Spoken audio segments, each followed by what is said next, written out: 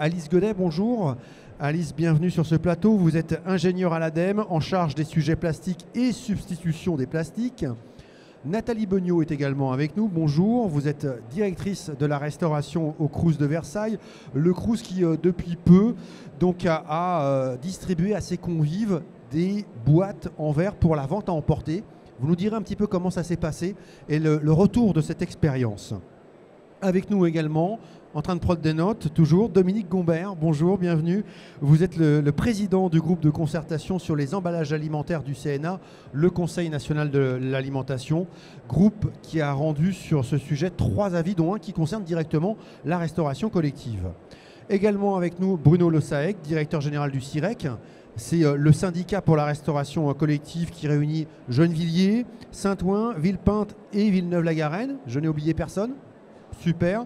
Et vous avez mené avec 2 autres syndicats intercommunaux d'Île-de-France et Restauco d'ailleurs également une expérimentation pour trouver des systèmes alternatifs aux contenants plastiques. C'est cette expérimentation que vous allez nous raconter cet après-midi. Également avec nous Christophe Marie, président de la délégation régionale Restauco PACA. Vous êtes également ingénieur en chef à l'assistance publique Hôpitaux de Marseille, en charge notamment de la mise en place d'Egalim, loi AGEC, loi climat et résilience. Voilà, vous travaillez depuis maintenant de nombreux mois sur ces questions. Voilà, merci en tout cas à vous d'être présents. On voulait démarrer cette table ronde, cette conférence, par un point tout de même sur la réglementation. Ça nous paraissait évident, un point sur la réglementation et sur les échéances. Et pour cela, je vais donner la parole à Alice Godet de l'ADEME. Merci beaucoup. Donc, en effet, concernant la réglementation, beaucoup d'injonctions, beaucoup d'exigences par rapport à la restauration collective, parce que notamment dans la loi AGEC, mais aussi dans les précédentes lois notamment qui ont été transposées dans la loi AGEC et la loi Egalim également. Voilà, vous pouvez voir une frise qui essaye de récapituler les grandes exigences concernant, voilà, du point de vue de la réglementation française, les changements qui doivent s'opérer. Donc pour ce qui est des échéances passées, on a en effet des suppressions multiples, notamment des gobelets, des assiettes et en particulier aussi la fin de la distribution gratuite de bouteilles en plastique dans des milieux professionnels. Plusieurs également produits en plastique sont désormais interdits, et ça c'est directement la transposition de la réglementation européenne, notamment on connaît tous les pailles, les piques à steak, etc. Concernant maintenant les échéances qui arrivent et qui sont en effet représentent véritablement un défi. C'est notamment de pouvoir proposer désormais pour le service de portage quotidien de repas à domicile des contenants, des gobelets, des couverts réemployables et qui font l'objet d'une collecte forcément pour pouvoir être remis dans le circuit. Donc ça, c'est une échéance particulièrement importante et qui arrive très bientôt. Autre échéance qui, elle, vient directement de la loi Egalim et celle que je vais mettre en avant là, c'est en particulier un vrai défi également d'atteindre le zéro plastique pour les contenants alimentaires de cuisson, de réchauffe et de service en matière plastique pour les jeunes publics, donc c'est-à-dire dans les services de restauration collective, pour les établissements scolaires, pour les établissements universitaires et les établissements d'accueil de jeunes enfants. Et la loi AGEC a étendu en fait cet article de loi et de la loi Egalim à certains services hospitaliers, notamment pédiatrie, obstétrique, maternité et centres périnataux. C'est vrai qu'on voit ici plus une exigence par rapport à des publics dits sensibles et par rapport justement à cet objectif de la loi Egalim en particulier de cibler en fait des enjeux en particulier sanitaires. C'est pour ça qu'il y a ce grand défi du zéro plastique pour cette exigence en particulier. J'ai sauté d'un pas l'exigence 2023 pour les établissements de restauration qui sont tenus de servir les repas et boissons consommés dans l'enceinte de l'établissement dans des gobelets avec leurs moyens de fermeture, dans des assiettes et des récipients réemployables. Donc là, ici, bien sûr, quand on dit réemployable, ça ne veut pas forcément dire qu'on bannit le plastique, tout comme c'est le cas aussi pour le portage de repas à domicile. Mais c'est-à-dire qu'il faut que si le contenant est en plastique, il soit réemployable. On a en parallèle, donc bien sûr, des nouvelles exigences qui nous viennent également de la toute dernière loi, la loi climat et résilience. Donc elles ne sont pas notées ici, elles sont un peu, on va dire, nouvelles et il faut encore pouvoir bien cibler exactement les exigences sur lesquelles, parmi les cibles, quelles sont les exigences qu'elles apportent.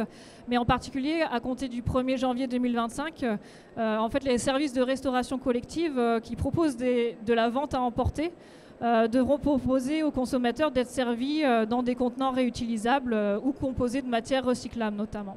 Donc c'est vrai que ça élargit aussi aux services de vente à emporter ces exigences de réemploi.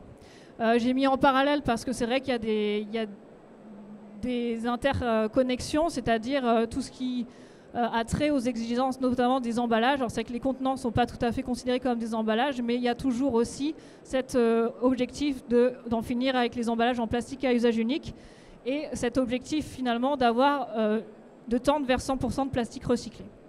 Merci beaucoup Alice Godet. Vous nous avez dit tout à l'heure sacré défi. On va justement, Dominique Gombert, vous poser la question puisque le CNA a mis en place début 2020 un groupe de concertation afin de produire des recommandations à destination des professionnels, des collectivités, des pouvoirs publics, des particuliers. L'objectif, réduire l'utilisation d'emballages et de contenants alimentaires à usage unique. Des recommandations pour trouver des systèmes alternatifs, pour trouver des solutions. Alors vous avez présidé ce groupe.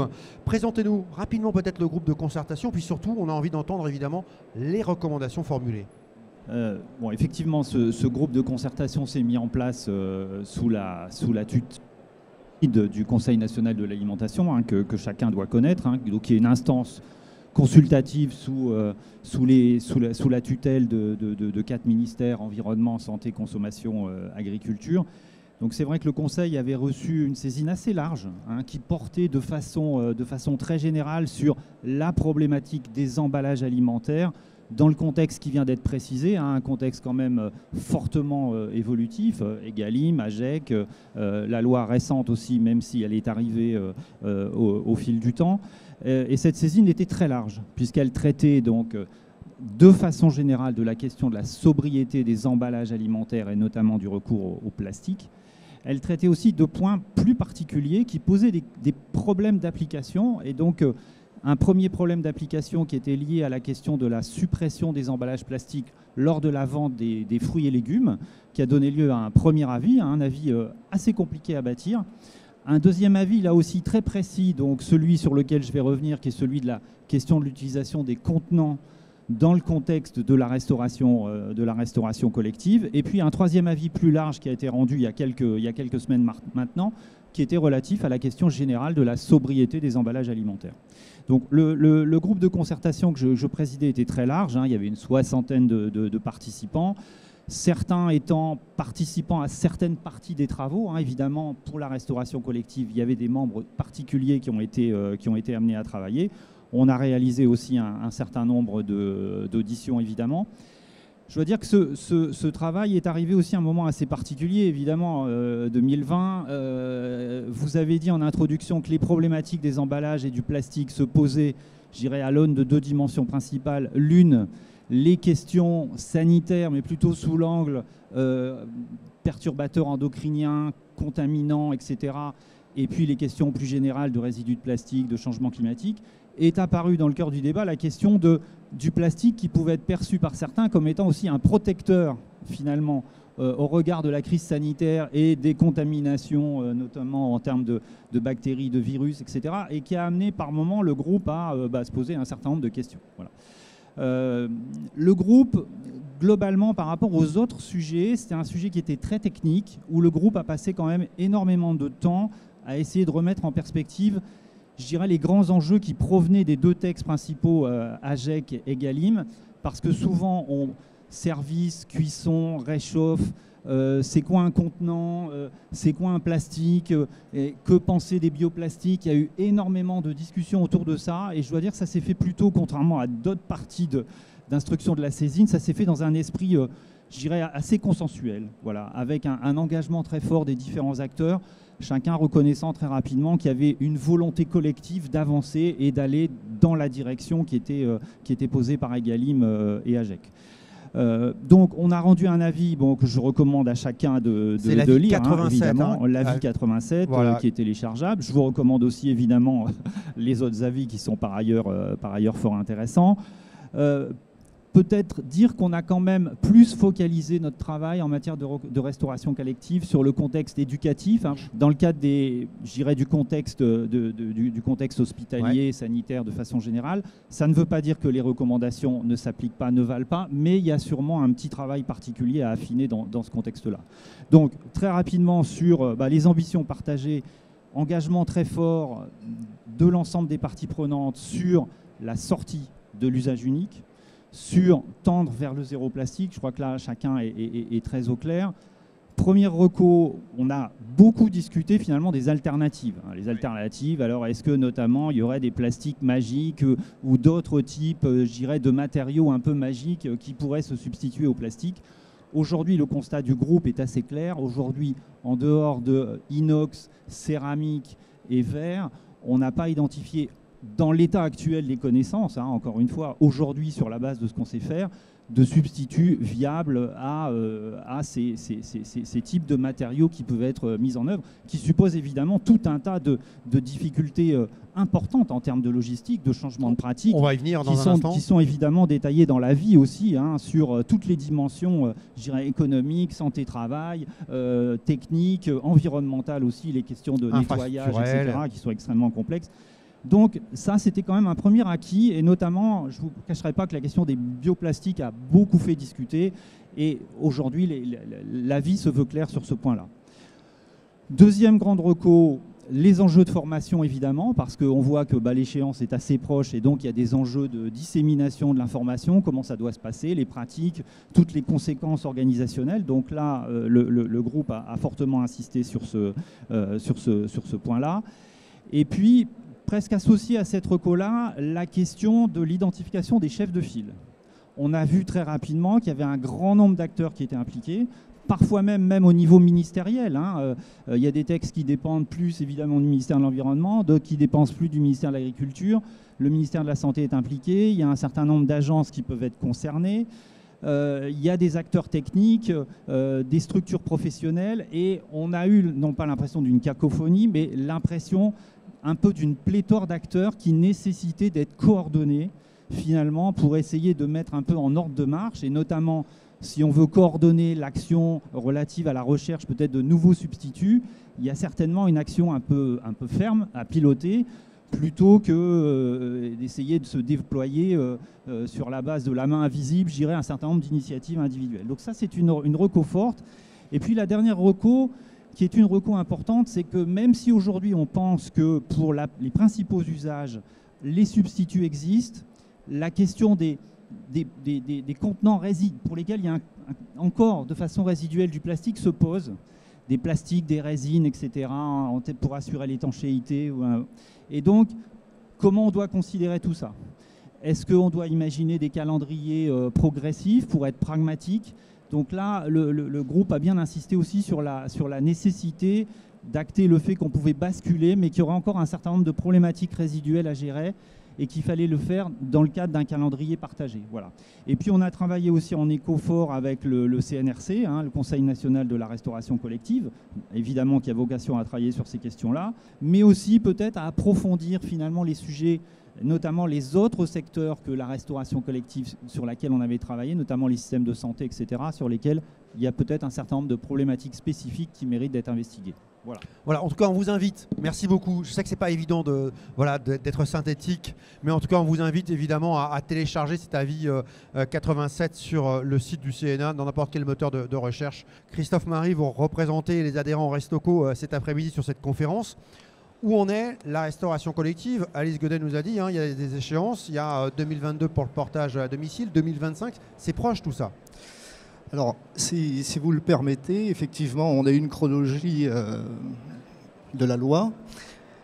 Je voudrais revenir sur la chronologie des faits de la restauration collective à partir du moment où la loi Egalim est sortie en octobre 2018 avec des applications en 2019 puis 2020, notamment sur le plastique. Est arrivée en février 2020 également la loi AGEC, juste avant la crise Covid. Donc les adhérents, les structures se sont mis en ordre de marche dès 2019 en ce qui concerne la suppression de certains plastiques. Et puis de plus grosses structures ont travaillé sur la suppression du contenant, etc. Donc tout le monde s'est mis globalement en ordre de marche, malgré les difficultés. Effectivement, ça a été évoqué, le fait qu'on n'ait pas des solutions matérielles aujourd'hui qui permettent de basculer du plastique à autre chose. 16 mars 2020, confinement. Une grande partie de nos activités de restauration collective, notamment le scolaire, etc., ferme. Reste en activité le santé et médico-social et se reportent parfois sur ces activités de santé et médico-social d'autres activités qui ont besoin quand même de fonctionner, mais pour lesquelles la restauration collective a fermé. Et là, arrêt net, arrêt buffet de toutes les actions engagées, parce que tout le monde... Les expérimentations en cours, tout le monde s'est arrêté, parce que la priorité, c'était plus la loi Egalim, encore moins la loi AGEC qui venait de sortir un mois avant. Et à l'inverse, il a fallu qu'on retourne sur du plastique, sur du jetable, parce que le fait qu'on soit en crise sanitaire, il a fallu remettre au devant de la scène des solutions sur lesquelles on travaillait. Bon. Sortie de confinement, 11 mai, tout le monde redémarre, mais avec des contraintes sanitaires qui étaient très très lourdes à l'époque. Et du coup, effectivement, le plastique a continué à vivre. Alors, il y a un gros travail qui a été fait par Restocco tout au long de la crise, hein, d'accord, qui a été mené par des cellules de crise tout au long du confinement, puis un travail d'accompagnement des divers secteurs, des divers adhérents sur la partie réouverture pour voir ce qu'il était possible de faire. Et par la suite, on a mis en place des cafés-débats par région. Et ce qui en ressort, premier renseignement, c'est que ça concerne tous les secteurs de la restauration collective. Oui, parce que le plastique, c'était quand même un des matériaux les plus utilisés en restauration collective. Bon, en santé sanitaire, bien évidemment, et sur les autres secteurs, avec de la vente à emporter, etc., c'était quand même la solution facile pour tout le monde. Donc, disparité des solutions, effectivement... certains ont la possibilité aujourd'hui de travailler sur du lavage, du réemploi, donc des solutions, comme vous le voyez sur la carte, en fonction des territoires, de l'organisation du territoire, en fonction de l'organisation de la collectivité, ont permis de se rabattre sur du réemployable, du lavage. Mais reste quand même qu'aujourd'hui, en dehors de ces solutions qui sont à l'étude, qui ont nécessité quand même une remise à plat de certaines des organisations des adhérents, hein, parce qu'on ne peut pas passer du plastique jetable à du bac inox lavable du jour au lendemain non plus. Tous les secteurs de la restauration collective sont en marche aujourd'hui pour trouver des solutions, des tests. Voilà, sont mis en place un peu partout. Bruno Le Saec, le programme Recolim, c'est un groupe de travail qui réunit le CIRESCO, le CIREC dont vous faites partie et le CIVURESC. Et vous avez travaillé en septembre 2019 déjà sur cette question du remplacement donc des contenants à usage unique. Racontez-nous et présentez-nous cette expérience. Oui, alors je vais juste apporter une précision. Ce groupement, effectivement, c'est certes 3 syndicats intercommunaux, mais la genèse en fait de ce programme Recolim, c'était ici même. Lors du dernier salon, hein, en avril 2019, avec une rencontre que nous avons eue avec la start-up Usage et le CIRESCO. Et nous nous sommes dit, effectivement, essayons de regarder ce qu'on peut envisager en termes d'expérimentation. Pour nous, c'était effectivement essentiel de regarder tous les contours que pouvait effectivement amener cette transition qui est incontournable. Alors, je vais essayer de vous synthétiser très rapidement ce que nous avons fait sur les 3 dernières années et ce qu'on va faire. Donc, déjà, ça a été de dire, regardons quel type de contenant réemployable on peut envisager. Naturellement, l'inox est venu vers nous parce qu'effectivement, c'est un matériau que nous connaissions déjà précédemment dans la restauration collective et notamment dans les cuisines centrales. Et puis on a essayé aussi de regarder ce qu'on pouvait éventuellement faire avec du verre. Donc qu'est-ce qu'on a fait? On a déjà associé des experts, des partenaires à la fois industriels, mais aussi des experts en termes d'organisation. Donc nous avions eu notamment le CREA pour tout ce qui tourne autour de la cuisson sous vide. Nous avons eu également une assistance à maîtrise d'ouvrage qui est spécialiste dans la restauration collective, qui est IRCF, et puis des partenaires industriels dans différents domaines. Les domaines bien évidemment des contenants alimentaires, donc sur la fabrication d'inox, nous avons eu Bourja notamment. Et puis récemment, nous avons la société Rieber, mais nous avons également tout ce qui tourne autour de la mécanisation, parce qu'il ne s'agissait pas simplement de regarder le contenant en lui-même, mais pour nous, c'était aussi important de regarder tous les impacts liés à ce changement de contenant. Donc on a effectivement associé Mecapac dans ce travail, mais on a également associé d'autres partenaires comme Happy Manut sur tout ce qui tourne autour de l'aide à la manutention. Je n'ai pas cité notre partenaire du verre, qui est Arc International, et qui continue aussi à travailler pour trouver des solutions qui pourraient répondre à notre défi, parce qu'il s'agit bien là d'un défi dans les organisations des cuisines centrales de demain. Qu'est-ce qu'on a observé? On a observé qu'on utilise du verre ou qu'on utilise de l'inox, nous avons une très bonne qualité organoleptique en matière, je dirais, de qualité du produit fini. Donc ça, c'est plutôt intéressant. En revanche, on sait aussi que sur des process comme le sous-vide, le verre, on ne pourra pas aller vers ça. Par contre, la réflexion, elle peut être amenée en ce qui concerne notamment les maternelles, puisque ce sont très souvent des contenants qui vont directement aller sur la table et qui vont apporter, je dirais, une plus-value qualitative au niveau du service. Une très bonne tenue au vide aussi à la cuisson par immersion avec des contenants en inox. Une adaptabilité des bacs inox, notamment à l'usage des lignes de self, et je prends notamment le cas des élémentaires. Et puis ce qui est intéressant sur le verre, c'est pour ça que cette question-là, elle mérite encore d'être poussée. On n'a pas d'emblée exclu cette solution, c'est cette notion de transparence.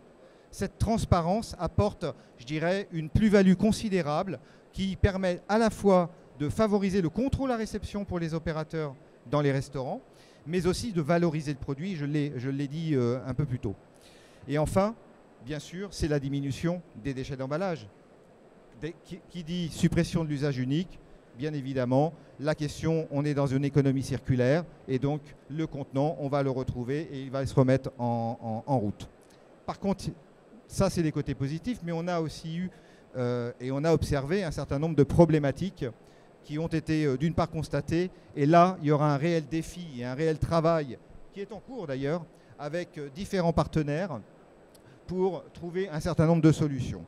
Le premier problème observé, c'est, vous en doutez tous, c'est le poids.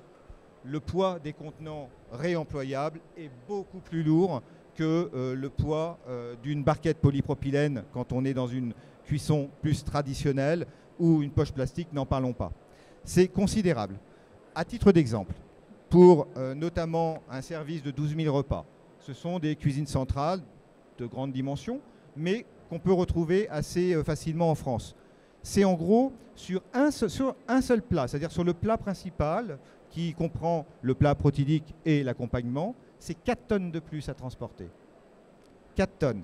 Donc on voit tout de suite que les enjeux ne s'arrêtent pas simplement sur la question notamment du contenant en tant que tel et de la mécanisation et je dirais de la manutention. C'est aussi la question de l'écologie, du transport qui va effectivement devoir être étudié et l'accessibilité.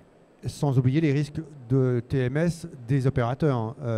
Ça fait partie effectivement de l'enjeu que nous nous sommes fixés, puisque bien évidemment, il ne s'agit pas de se retrouver dans des situations comme on connaissait il y a une trentaine d'années dans les cuisines centrales, où il y avait énormément de problématiques liées notamment à des ports de charge, et donc ça amenait des troubles musculo-squelettiques importants, donc des arrêts de travail, et qui dit arrêt de travail, c'est des coûts supplémentaires qui sont impactés directement à l'exploitant.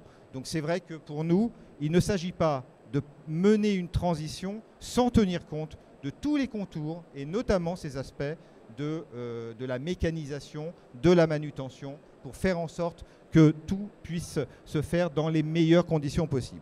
Il y a bien évidemment, à la différence de ce que l'on peut observer quand on est dans de l'usage unique ou même le verre, c'est l'opacité quand on utilise de l'inox, parce que derrière, ça modifiera les pratiques. Et ça, c'est un élément très important, et notamment quand on parle de livraison et notamment de contrôle à réception. La durée du conditionnement, elle a été augmentée. Nous l'avons constaté. Globalement, on a observé un doublement du temps de travail à ce niveau-là. Les complications liées au tirage au vide, parce que bien évidemment, il va falloir qu'avec les industriels, on trouve des solutions qui permettent d'avoir un tirage au vide et d'obtenir effectivement des DLC longues, puisque l'objectif du tirage au vide, c'est pour permettre aussi d'avoir une qualité sanitaire, mais d'une part aussi, et d'allonger mais également allonger la durée de vie des produits. La perte de rendement à la cuisson également par immersion est énorme. Puis enfin, on a deux éléments qui sont beaucoup plus liés à l'organisation des cuisines centrales ou des structures. C'est d'une part la question de la dimension du stockage, parce qu'il va falloir stocker un contenant réemployable alors que l'usage unique prend très peu de place. Et puis le deuxième aspect, c'est bien évidemment le lavage. Ouais. Et le retour des Parce contenants. Qui dit contenant réemployable, il faut qu'il soit lavé, il faut qu'il soit désinfecté et qu'il puisse retourner dans les unités centrales de fabrication. Et partant de là, c'est aussi quelque chose qu'il va falloir réadapter. Ceci étant dit, en termes, je dirais, de qualité et de côté positif de la démarche et les freins et les problématiques, néanmoins, on s'est dit on ne va pas s'arrêter là avec Recolim. Et on a aussi voulu aller un peu plus loin dans une étude comparative entre les poches et un bac inox sur un plan de l'impact environnemental. Alors je vous dis tout de suite, aujourd'hui, je ne vais pas vous donner de résultats, mais par contre, vous les aurez dans très peu de temps, puisqu'il y a un communiqué de presse qui est en cours d'être rédigé et qui devrait sortir dans les prochains jours. Il y a des choses en tout cas intéressantes. On peut même aller un peu plus loin, peut-être imaginer, pourquoi pas, des coopérations. Tout à l'heure, vous parliez notamment de la problématique du circuit de retour des contenants, de lavage.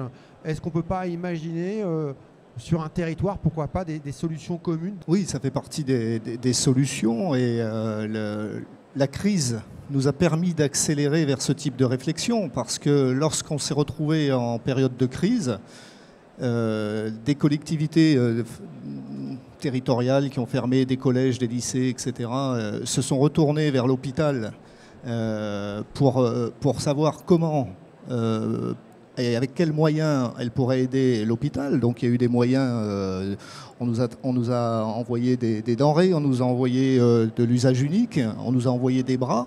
Et c'est vrai qu'à l'issue de cette période de crise, on a travaillé avec Restocco sur un retour d'expérience de la crise et on est aussi arrivé à la conclusion qu'il serait intéressant peut-être de décloisonner certains secteurs d'activité, certaines administrations et pourquoi pas en ce qui concerne le lavage de contenants, etc.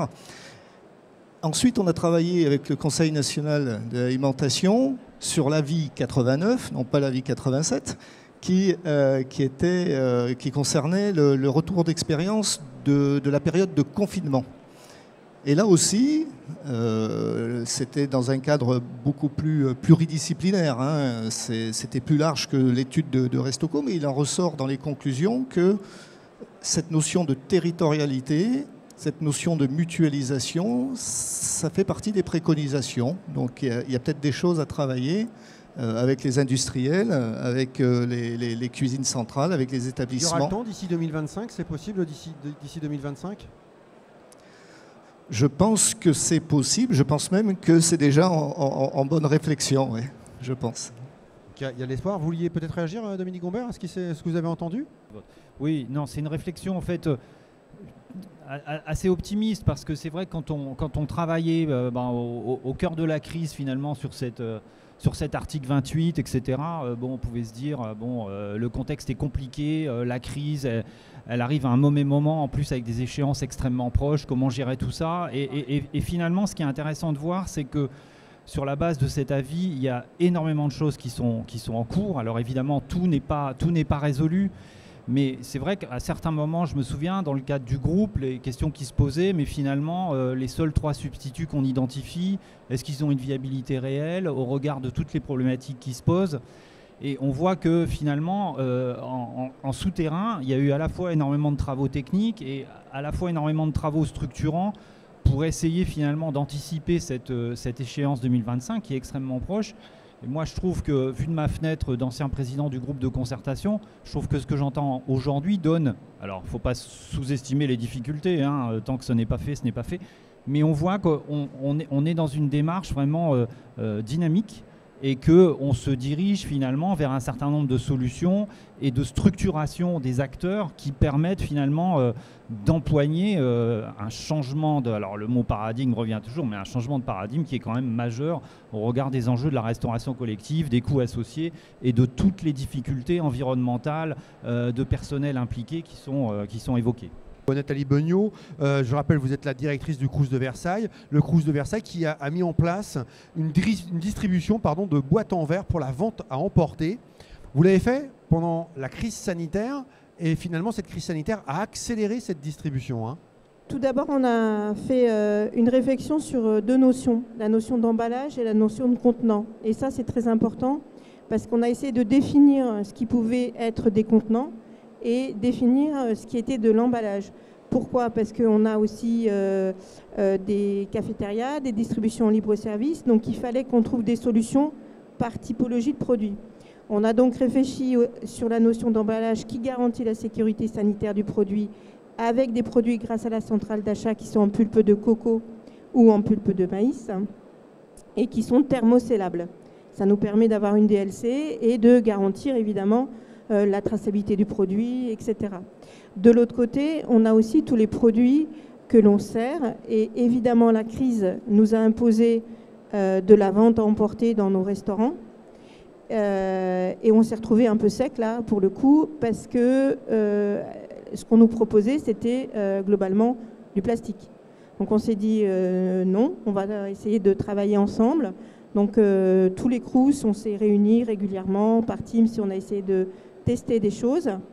On a eu la chance d'avoir des partenaires, donc Arc par exemple, avec qui on a travaillé sur des contenants qui étaient au bon grammage parce qu'on avait un problème aussi de grammage. Hein, on est Crous, ce concert, il y a des réglementations évidemment nutrition et on voulait que le contenant il corresponde au grammage nécessaire du plat chaud. On voulait que évidemment ça soit cohérent au niveau qualité produit et au niveau maintien chaud. Donc on a travaillé sur du verre. On a essayé d'abord dans un restaurant en se disant bon on va tenter 500 contenants. À aujourd'hui, d'ici octobre, on en aura vendu 10 000. D'accord. Donc des boîtes en verre que vous avez distribuées des boîtes en verre que l'on propose en consigne. Alors non, c'est presque une consigne. On propose dans les selfs ce contenant en verre. On l'achète une fois pour toutes. Donc l'étudiant ou l'administratif achète une fois pour toutes un contenant en verre qui lui coûte 3 €. Il repart avec. Il revient avec un contenant propre qu'il met dans une boîte qui va passer par notre circuit de plonge pour garantir la qualité sanitaire évidemment. Et on lui resservira, s'il le souhaite, dans une boîte en verre propre. Du coup, il ne le paye qu'une fois. Nous, on est sûr de la qualité de ce qui est servi. On a refusé le vrac parce que certains sont venus avec leur boîte et on avait vraiment des problématiques sanitaires. Donc, on n'avait pas trop envie d'aller là-dessus. C'est uniquement pour de la liaison chaude, attention, parce que évidemment on a des problèmes sanitaires derrière.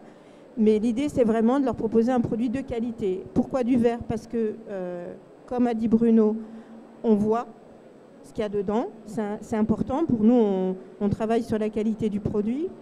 Et puis, au niveau du verre, c'est facile aussi à réchauffer au micro-ondes si besoin. Donc, on avait aussi cette réflexion. C'est facile à ranger. Ouais. Le problème, c'est que c'est très lourd. Donc, pareil, on a fait appel, on est en train de recenser avec la société Happy Manute pour monter en fait les casiers de boîtes en verre, parce que c'est très très lourd quand même. Enfin, une boîte en verre, c'est 400 grammes. Donc quand on en a fait 1500 sur un service, ça fait beaucoup. Donc on a cette réflexion-là. Ouais, il y a des points positifs, les points négatifs. Assez rapidement, qu'est-ce que vous avez constaté? Quel bilan en tirer? Alors, point positif, évidemment, les étudiants dans les écoles ont très très vite adhéré. Ouais. Le point négatif, c'est que ça dépend vraiment des lieux, parce qu'un étudiant qui marche beaucoup, qui va se promener beaucoup d'un bâtiment à l'autre ou qui se déplace énormément, avoir un contenant en verre de 400 grammes vide dans son sac, ça l'embête un peu. Bon, il y a ce problème-là. Il y a aussi le fait qu'ils ne sont pas très attentifs à la propreté. Donc des fois, ils essayent de nous repasser des choses vraiment sales. Et puis, il y en a qui en ont acheté une fois pour toutes parce qu'on était finalement moins cher que le marché. Et que du coup, ils ont plutôt stocké chez eux plutôt que l'utiliser. Voilà. Mais il y a très peu de points positifs en fait. La difficulté que l'on a, c'est que... Très peu de points positifs ou de points négatifs? De points négatifs, pardon. Pardon, oui, de points négatifs, pardon. Il y a très peu de points négatifs. Nous, ce qu'on voit, c'est qu'on ne peut pas coller d'étiquette dessus, on ne peut pas donner d'informations dessus. Donc on est en train de se poser la question de comment faire pour informer quand même sur ce qu'il prend, même si on a des affichages au sein du restaurant. Quand on prend une boîte à emporter, on peut, surtout si on est étranger, éventuellement plus trop se rappeler ce qu'il y a dedans ou avoir mal compris un allergène, etc. Donc on a vraiment cette problématique-là. Alors on est en train de travailler sur éventuellement des QR codes qui seraient possibles sous les contenants pour qu'ils puissent, évidemment, parce que Crous de Versailles, c'est énormément de nationalités différentes. Donc il ne faut pas penser que français, mais il faut penser aux autres. Et il faut penser aussi à la suite, j'imagine, parce que ça c'est pour le plat chaud. Et qu'est-ce qui va se passer ensuite? Donc la suite, on va faire des essais avec les entrées et les desserts. Ça va complexifier aussi notre organisation, parce que les plonges, évidemment, ne sont pas obligatoirement prévues pour ça.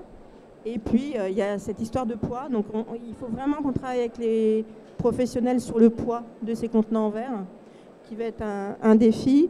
Nous, on a aussi, pour la suite, évidemment, l'arrêt complet en 2023 du jetable au sein de nos cafétérias.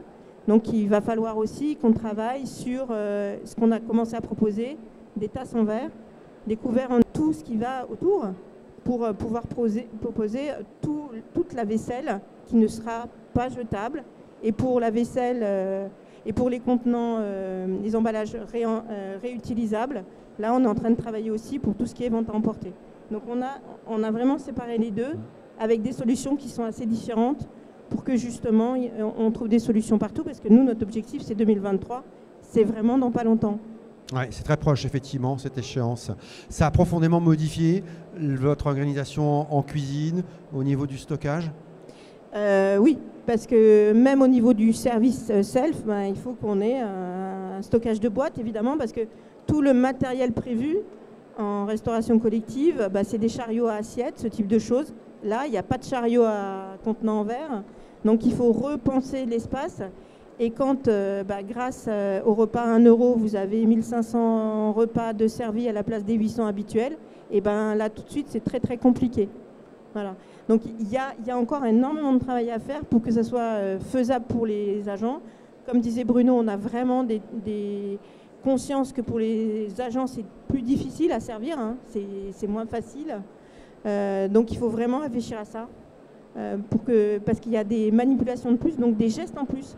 Quand vous posez dans une assiette, ce n'est pas la même chose que de poser et de fermer un couvercle. Donc, vous avez des gestes en plus. Et quand on l'a comptabilisé au niveau du flux, d'une queue qui fait 1500 personnes, je peux vous dire que ça fait une vraie différence. Christophe Marie, on l'entend à travers l'exemple du Crous de Versailles, de ce programme Recolim. Ça bouleverse quand même et ça modifie les organisations en cuisine. Des impacts évidemment financiers, des impacts en termes d'infrastructures. Aujourd'hui, pour atteindre ces objectifs avec des échéances qui sont courtes 2023, 2025, voire même 2022, on va en parler pour le portage à domicile, de quoi a besoin, de quels moyens a besoin la restauration collective? Moi, je vous dirais que les moyens vont dépendre des solutions qu'on pourra apporter. Alors, à mon avis, il y a deux types de solutions. Il y a la solution de remplacement du plastique jetable par un composant qui soit également jetable, biodégradable. Le CNA ne ferme pas la porte à cette hypothèse, hein. Même si aujourd'hui, sur le marché, il n'y a rien. Aujourd'hui, sur le marché, il n'y a rien. Donc là, effectivement, alors, on sait qu'il y a déjà des prestataires, des fournisseurs qui travaillent dessus, mais au 8 septembre 2021, on n'a rien. D'accord ? Donc ça, c'est une solution qui nécessitera quand même des moyens. Parce que on n'est pas certain que le remplacement se fasse produit au produit. Ça veut dire qu'on va toucher ou des organisations, on va toucher des process derrière. Donc, dans tous les cas, il y aura quand même un minimum d'investissement et de réorganisation à travailler, de restructuration. Après, la deuxième solution, c'est de basculer dans le réemployable, le lavable, etc. Et là, effectivement, selon les structures, on change complètement le process. Aujourd'hui, vous avez des structures qui font de la barquette jetable operculée en cuisine centrale, exportée à 20 km en liaison froide. Demain, si cette solution du réemployable lavable est mise en place, on change tout le process. Voilà. Du conditionnement, l'approvisionnement, le conditionnement, la production et puis la distribution, voire la remise en chauffe derrière. Donc, il y a encore un bout de chemin à faire, mais on compte quand même sur les industriels pour aussi apporter des solutions un peu plus simples à utiliser. Oui, Dominique Gombert, une réaction justement en tant que représentant d'une institution ? Non, moi je suis pas représentant des institutions. Je voudrais donner peut-être un point de vue un peu à la fois optimiste et peut-être un peu naïf. C'est vrai que moi, mon parcours n'est pas du tout ni dans le domaine de la restauration collective, ni dans le domaine agroalimentaire. J'ai plutôt un parcours d'environnementaliste. Je suis quand même assez surpris je dirais, et je suis très optimiste sur cette conversation, où finalement, souvent, quand on est confronté à des changements de paradigmes environnementaux, même quand la décision législative est prise, les acteurs principaux font tout ce qu'ils peuvent pour détricoter la décision. Voilà, ça c'est quand même un grand classique.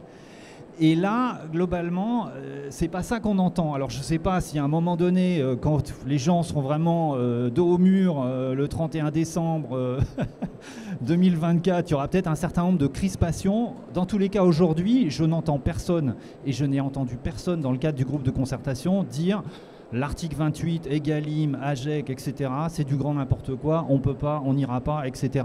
Bien que on voit que les problématiques qui se posent, au-delà des problématiques de simple substitution, qui sont les problématiques organisationnelles, etc., qu'on évoque, sont considérables. Et de ce point de vue-là, je trouve, en ayant par contre une grande expérience environnementale, que c'est une posture très honorable. Voilà. Nathalie Beugnot. Si je puis me permettre, on a beaucoup de bonne volonté. Notre problème, c'est que le temps industriel n'est pas le temps de la loi. Et que la différence, elle est là. C'est-à-dire que même si les industriels aussi essayent de faire tous les efforts possibles, un développement de produits, c'est pas si simple. On a par exemple un problème sur les couvercles, ça ne va pas se résoudre tout de suite. Il y a plein de problèmes comme ça qu'on identifie parce que la restauration collective n'était pas dans leur cœur de métier tout de suite maintenant. Et que le temps industriel est nécessaire pour qu'on ait des produits qui soient adaptés à la restauration collective. Le problème, c'est que la loi ne va pas nous le donner obligatoirement. La rapidité de la transformation exigée, effectivement. Je ne sais pas qui de Christophe Marie ou de Bruno Le Savec veut réagir, mais il y a une échéance qui CRIPS, vous parliez tout à l'heure un petit peu de tension, là, c'est le portage à domicile, c'est 2022. On peut peut-être en dire un mot, je ne sais pas lequel de vous deux veut réagir à ça. C'est vrai que l'article 77 de la loi AGEC nous indique d'emblée que dans 4 mois, nous devrons arrêter tout usage unique et nous devrons effectivement utiliser que des contenants réemployables et faire l'objet d'une collecte. Alors, toutes ces questions-là, ça paraît assez aisé quand on aborde, je dirais, un volant d'une vingtaine de bénéficiaires. Quand en revanche, des cuisines centrales de grand volume, dans des villes qui ont mis en place ce type de prestation sociale. Et je rappelle, c'est quand même une prestation sociale. Avec des 300, des 500, des 1000 bénéficiaires. Et quand on sait qu'un repas, c'est, allez, en gros, en moyenne, 3 contenants, voire 4 quand on a le dîner, voire 5 même, imaginez si toutes les opérations de process n'ont pas été suffisamment bien ficelées, les impacts que ça va avoir pour nos personnels. Ça risque d'être dangereux. Parce que derrière ces personnels, certes, il y a le portage de repas, clairement. Ce n'est pas forcément une prestation, je dirais, majoritaire dans notre production. Je prends le cas à notre échelle, au niveau du CIREC. La prestation du portage de repas à domicile représente 5% de l'activité. Mais les 5% de cette activité, c'est essentiel pour les maires des communes. C'est essentiel, parce que les maires ne comptent pas forcément arrêter ce type de prestations sous des questions purement techniques. Ça, c'est, je dirais, il y a les techniciens qui sont là pour ça. Sauf que, qu'est-ce qu'on s'aperçoit comme problématique? Les problématiques, c'est, sur le plan de process, comment automatiser la fermeture des contenants réemployables. Aujourd'hui, il n'y a pas de solution et nous sommes au mois de septembre pour le mois de décembre. Il n'y en a pas.